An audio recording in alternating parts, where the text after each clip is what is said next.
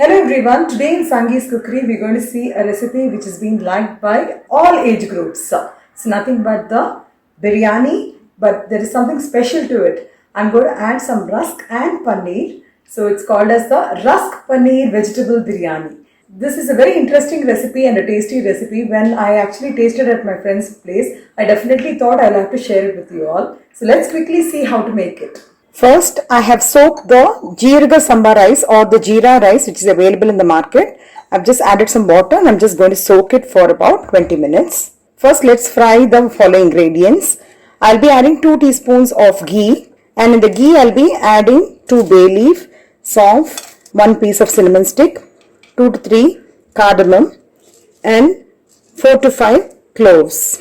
I've taken around 2 tomatoes, 7 to 8 green chilies chopped, around 11 to 12 small onions finely chopped. I've added some ghee. This is approximately around 2 tablespoons of ghee.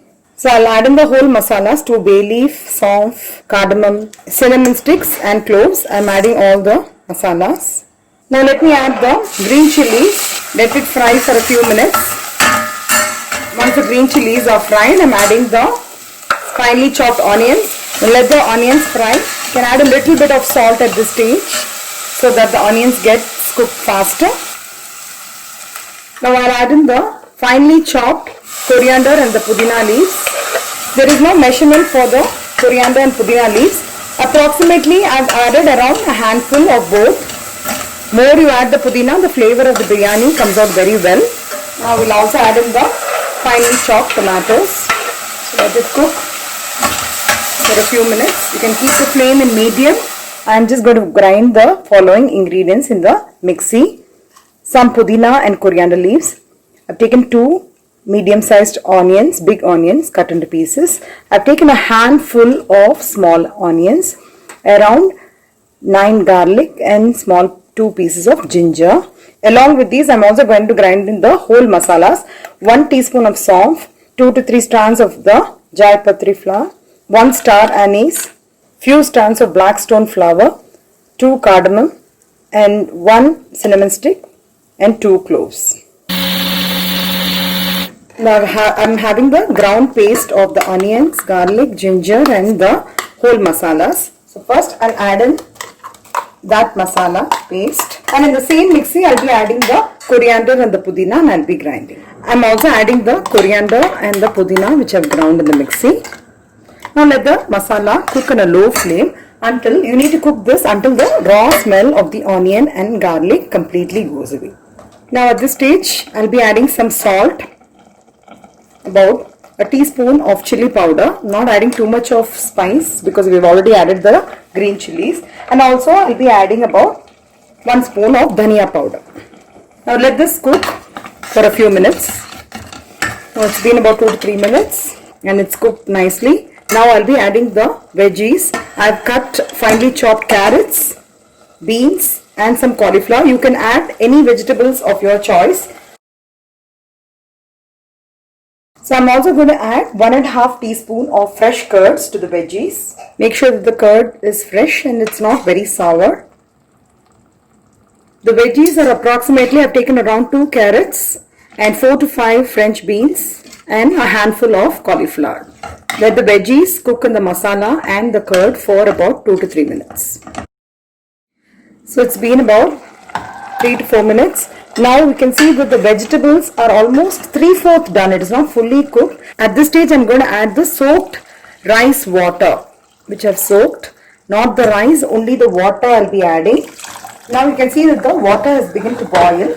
At this stage I'll be adding the Jeeraga Samba rice. 1 measure of this Jeeraga Samba rice I've added around 1.5 cups of water.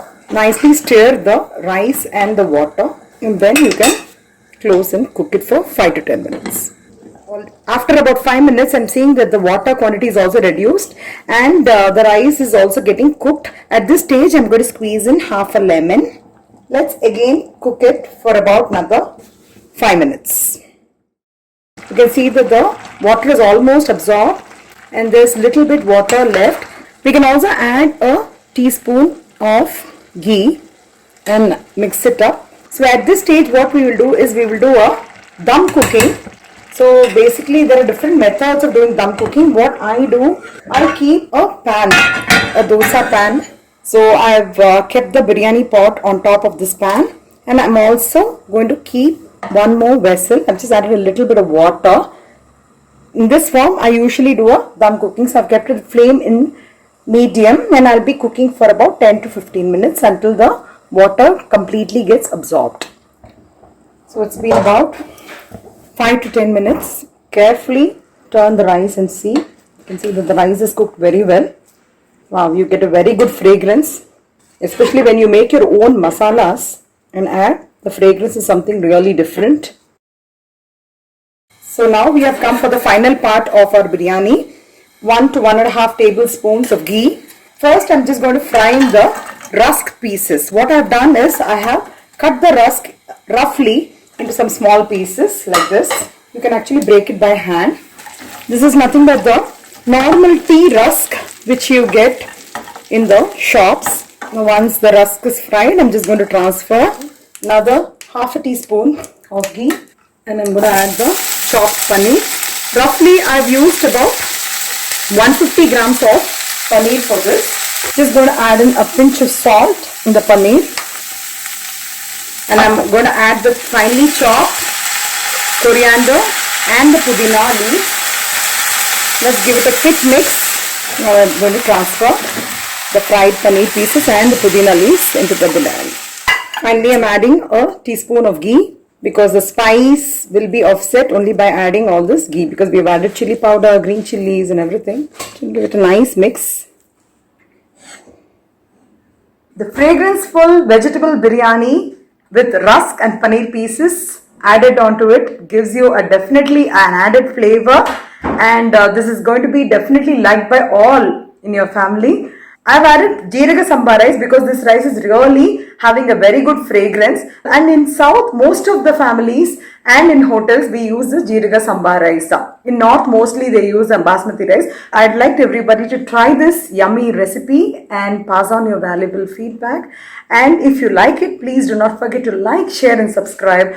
Once you have subscribed, please do not forget to click on the bell icon for further interesting recipes like this. Thank you and have a great day.